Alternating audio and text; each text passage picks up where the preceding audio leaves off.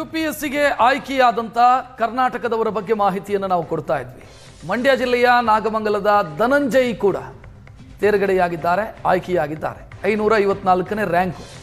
5ನೇ ಪ್ರಯತ್ನದಲ್ಲಿ ಧನಂಜಯ್ ಗೆದ್ದಿದ್ದಾರೆ. ಮಧ್ಯಮ ವರ್ಗದ ಕುಟುಂಬದಲ್ಲಿ ಜನಿಸಿದವರು ಧನಂಜಯ್. ಸತತ ಪರಿಶ್ರಮದ ಮೂಲಕ UPSC ಕ್ಲಿಯರ್ ಆಗಿದೆ. ಇನ್ನು ಆರ್ಥಿಕ ಸಮಸ್ಯೆಯೂ ಕೂಡ ಇತ್ತು, ಅದನ್ನು ನೀಗಿಸೋದಕ್ಕೆ ಟ್ಯೂಷನ್ ಕ್ಲಾಸ್ ಮಾಡ್ತಾ ಇದ್ರಂತೆ ಧನಂಜಯ್. 2025ರಲ್ಲಿ UPSC ಪರೀಕ್ಷೆ ಆಗಿರ್ತದೆ. ಆ ಸಂದರ್ಭದಲ್ಲಿ ಸುಮಾರು ಆಸ್ಪಿರೆಂಟ್ಸ್ಗಳು ಪರೀಕ್ಷೆನ ಬರೆದಿರ್ತಾರೆ. ಆದರೆ UPSCಯನ್ನು ಪಾಸ್ ಮಾಡೋದು ಅಷ್ಟು ಸುಲಭವಲ್ಲ. ಅಂಥದ್ದೇ ಒಂದು ಮಹತ್ವವಾದಂಥ ಸಾಧನೆ ಮಾಡಿರೋದು ನನ್ನ ಜೊತೆ ಮಂಡ್ಯ ಜಿಲ್ಲೆಯ ಧನಂಜಯ್ ಅವರು ಇದ್ದಾರೆ. ಅವ್ರನ್ನ ಮಾತಾಡಿಸ್ತಾ ಹೋಗ್ತಾನೆ. 554ನೇ ರ್ಯಾಂಕನ್ನು ಪಡ್ಕೊಂಡಿರ್ತಾರೆ. ಸದ್ಯ ಅವ್ರು ನನ್ನ ಜೊತೆ ಇದ್ದಾರೆ. ಸರ್, ಹೇಗಾಯಿತು ನಿಮ್ಮ ಪ್ರಿಪರೇಷನ್ ಎಲ್ಲ? ಎಷ್ಟು ವರ್ಷಗಳ ಕಾಲ ನಿಮ್ಮ ಈ ಒಂದು ತಯಾರಿ ಇತ್ತು ಸರ್? ಸರ್, 2019ರಲ್ಲಿ ನಾನು UPSC ಜರ್ನಿ ಸ್ಟಾರ್ಟ್ ಮಾಡಿದ್ದೆ ಸರ್. 2019 ಮೇ ತಿಂಗಳಿಂದ ಫಸ್ಟ್ ಅಟೆಂಪ್ಟಲ್ಲಿ ಪ್ರಿಲಿಮ್ಸ್ ಆಯಿತು, ಬಟ್ ಮೇನ್ಸ್ ಆಗಲಿಲ್ಲ. ಸೆಕೆಂಡ್ ಅಟೆಂಪ್ಟ್ ಪ್ರಿಲಿಮ್ಸ್ ಆಗಲಿಲ್ಲ. ಅದಾದಮೇಲೆ 22, 24, 25 ಮತ್ತೆ ಅಟೆಂಪ್ಟನ್ನು ಕೊಟ್ಟೆ. ಸೊ ಆಗಲೂ ಕೂಡ ಇಂಟರ್ವ್ಯೂ ಗಂಟ ಹೋಗಿ ಎರಡು ಅಟೆಂಪ್ಟಲ್ಲಿ ಇಂಟರ್ವ್ಯೂವಲ್ಲಿ ಆಗಲಿಲ್ಲ. ಸೊ ಈ attempt by god grace so ಆಗಿದೆ. ಸೊ 7 ವರ್ಷ ನನ್ನ ಜರ್ನಿ ಇದೆ ಸರ್.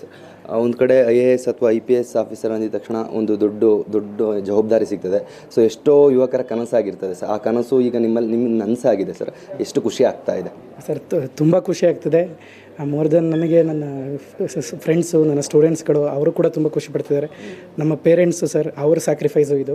ಏನಕ್ಕೆ ಅಂದರೆ ನಮ್ಮ ಅಪ್ಪ ನಮ್ಮಮ್ಮ ಅವರು ಅಷ್ಟು ಕಷ್ಟಪಟ್ಟು ಹಳ್ಳಿಲಿ ಕೆಲಸ ಮಾಡಿಕೊಂಡು ಅವರೆಲ್ಲ ಇದು ಮಾಡಿದ್ದು. ಮತ್ತು ನನ್ನ ತಮ್ಮ, ಸೊ ಅವನು ಕೂಡ ಅಷ್ಟು ಕಷ್ಟಪಟ್ಟು MCOM ಮುಗಿಸಿ ಮನೇಲೇ ಇದ್ದಾನೆ 2 ವರ್ಷದಿಂದ. ಸೊ ನಮ್ಮ ಅಣ್ಣಂದು ಏನಾದರೂ ಒಂದು ಕೆಲಸ ಆಗಲಿ ಅಂತ ಮನೇಲಿ ನೋಡಿಕೊಂಡು ಹಸು ಕೆಲಸ ಮಾಡಿಕೊಂಡು ಅವನ್ನೆಲ್ಲ ನೆನಪಿಸ್ಕೊಂಡ್ರೆ, ಈ ಜರ್ನಿ ನೆನಪಿಸ್ಕೊಂಡ್ರೆ ತುಂಬ ಖುಷಿ ಆಗುತ್ತೆ ಸರ್. ಎಷ್ಟೋ ವಿದ್ಯಾರ್ಥಿಗಳು ತುಂಬ ಬುದ್ಧಿವಂತರಿರ್ತಾರೆ, ಏನೋ ಕನ್ನಡದಲ್ಲಿ ತುಂಬ ಪಂಡಿತರಿರ್ತಾರೆ, ಏನೋ ಇನ್ ಕೇಸ್ ಹಿಂದಿಯಲ್ಲಿ ಇಂಟರ್ವ್ಯೂ ಎದುರಿಸಬೇಕಾಗಿರ್ತದೆ, ಇಂಗ್ಲೀಷಲ್ಲಿ ಇಂಟರ್ವ್ಯೂನ ಎದುರಿಸಬೇಕಾಗಿರ್ತದೆ. ಸೊ ಆ ಎಲ್ಲೋ ಲ್ಯಾಂಗ್ವೇಜ್ ತೊಡಕೋದ್ರಿಂದ ಆ ಫ್ಲೂಯೆನ್ಸಿ ಇಲ್ದರಿಂದ ಸಮಸ್ಯೆ ಆಗ್ತದೆ. ಇಂಟರ್ವ್ಯೂನ ಯಾವ ರೀತಿ ಫೇಸ್ ಮಾಡಿದ್ರಿ ಅಂತ? ಅಂದರೆ ಸರ್, ಆ ಇಂಟರ್ವ್ಯೂವಲ್ಲಿ ಲ್ಯಾಂಗ್ವೇಜು ಅಷ್ಟು ದೊಡ್ಡ ಮ್ಯಾಟ್ರ್ ಆಗಲ್ಲ. ನಾವು ಎಲ್ಲರೂ ಹುಡುಗರೆಲ್ಲ ಏನು ಮಾಡ್ತಾ ಬರ್ತಾರೆ, ಇಂಗ್ಲೀಷು ಅಂತ ಹೇಳಿ ಭಯ ಬೀಳಲಿಕ್ಕೆ ಸ್ಟಾರ್ಟ್ ಮಾಡ್ತಾರೆ. ನಾನು ಎಷ್ಟೋ ಜನ ಹುಡುಗರನ್ನ, ನಾನು ಮೆಂಟರಾಗಿ ಕ್ಲಾಸ್ ಮಾಡ್ತಾ ಇರಬೇಕಾದ್ರೆಲ್ಲ ಸುಮಾರು ಜನ ಹುಡುಗರು ಬಂದು, ಸರ್ ಇಂಗ್ಲೀಷು ನಾನು KPSC ಮಾಡ್ತೀನಿ ಅಂತ ಹೇಳ್ತಾರೆ. ಇಂಗ್ಲೀಷ್ ಅಷ್ಟು ತೊಡಕಂತ ನಾನು ಹೇಳಲ್ಲ ಸರ್ ಯಾವತ್ತೂ ಕೂಡ. ಅಂದರೆ ನನಗೂ ಕೂಡ ಸ್ಟಾರ್ಟಿಂಗಲ್ಲಿ ಕ್ಲಾಸ್ ಮಾಡ್ತಾ ಇರಬೇಕಾದ್ರೆ ನಾವೆಲ್ಲ ಕನ್ನಡ ಮೀಡಿಯಮಿಂದ ಬಂದಂಥವ್ರು, ಮತ್ತು ಹಳ್ಳಿ ಕಡೆ ಸೈನ್ಸ್ ಮಾಡಿದಾಗ ಅಲ್ಲೂ ಕೂಡ ಕನ್ನಡನೇ ಇರುತ್ತೆ. ಸೊ ಅಷ್ಟು ನಮಗೆ ಕನ್ನಡನೇ ಇರ್ತಿತ್ತು, ಇಂಗ್ಲೀಷ್ ಅಷ್ಟು ಅರ್ಥ ಆಗ್ತಿರಲಿಲ್ಲ. ಅಂಥದ್ರಲ್ಲಿ ನಾವೇ ಇಂಟರ್ವ್ಯೂಗೆ ಹೋಗಿದ್ದೀವಿ ಅಂದರೆ ಅದೇನಂತ ದೊಡ್ಡ ಪ್ರಾಬ್ಲಮ್ ಅಲ್ಲ. ಇಂಗ್ಲೀಷ್ ಆಗ್ಬೋದು, ಹಿಂದಿನೂ ಆಗ್ಬೋದು, ಏನಂತ ದೊಡ್ಡ ತೊಡಕುಗಳು ಆಗಲ್ಲ. ರಿಸಲ್ಟ್ ಬಂದ ನಂತರ ಒಂದು ಕಡೆ ಎಲ್ಲ ನಮ್ಮೂರಿನ ಹುಡುಗ, ನಮ್ಮ ಜಿಲ್ಲೆಯ ಹುಡುಗ, ನಮ್ಮ ರಾಜ್ಯದ ಹುಡುಗ ಅಂತ ಒಂದಿಷ್ಟು ಕರೆಗಳು, ಒಂದಿಷ್ಟೇನೋ ಸುತ್ತಮುತ್ತ ನಾಯಕರುಗಳೆಲ್ಲ ಕಾಲ್ ಮಾಡಿರುವಂಥ ಸಂದರ್ಭಗಳು ಯಾವ ರೀತಿ ಏನಂತ ಹೇಳಿದ್ರು ಅಂತ? ಅಂದರೆ ಸರ್, ಈಗ ಸದ್ಯಕ್ಕೆ ಮನೆಯವ್ರಿಗೆ ಅಷ್ಟೇ ಫೋನ್ ಮಾಡಿ ನಾನು ಇಲ್ಲಿ ನಮ್ಮ ಇವರು ಆಚಾರ್ಯ ಇವರು ಸಿದ್ಧಾರ್ಥ ಸರ್ರನ್ನು ಮೀಟ್ ಮಾಡ್ಕೊಬೇಡ ಅಂತ ಬಂದೆ ಸರ್. ಅದು ಶಿವಕುಮಾರ್ ಸರ್ ಮತ್ತು ಸಿದ್ಧಾರ್ಥ ಸರ್ ಅಂತ.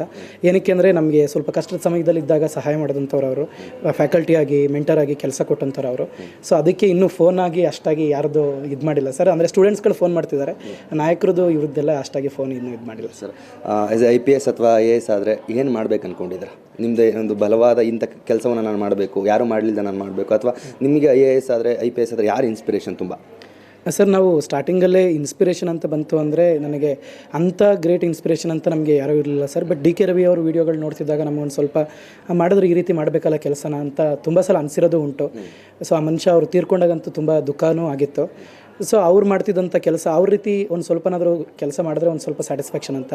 ಅದು ಬಿಟ್ಟರೆ ಹರಿಯಾಣದಲ್ಲೊಬ್ಬರು ಅಶೋಕ್ ಕೆಂಕ ಅಂತ ಇದ್ದಾರೆ ಸರ್. ಸೊ ಅವರನ್ನು ನೋಡಿದಾಗಲೂ ಕೂಡ ಒಂದು ರೀತಿ ಈ ರೀತಿ ಇರ್ಬೋದಲ್ವ ಅಂತ ಅನಿಸುತ್ತೆ. ಗೊತ್ತಿಲ್ಲ ಸರ್ ಎಷ್ಟು ಟ್ರೂ ಆಗುತ್ತೋ ಇಲ್ವೋ, ಬಟ್ ಆ ರೀತಿ ಇರಲಿಕ್ಕೆ ಪ್ರಯತ್ನ ಆದರೂ ಪಡಬೇಕು ಸರ್. ಮತ್ತು ಇದಿಷ್ಟು ಏನೋ ಬಡತನದಲ್ಲಿ ಉಟ್ಕೊಂಡು, ಏನೋ ರೈತಾಪಿ ಕುಟುಂಬದಲ್ಲಿ ಉಟ್ಕೊಂಡು ಇದೀಗ 554ನೇ ರ್ಯಾಂಕ್ ಬಂದಿರುವಂಥ ಧನಂಜಯ್ ಅವರ ಮಾತುಗಳಾಯಿತು. ಕ್ಯಾಮ್ರಾ ಪರ್ಸನ್ ಶಿವಕುಮಾರ್ ಜೊತೆ ಸುಮನ್, ಏಷ್ಯಾನೆಟ್ ಸುವರ್ಣ ನ್ಯೂಸ್, ಬೆಂಗಳೂರು.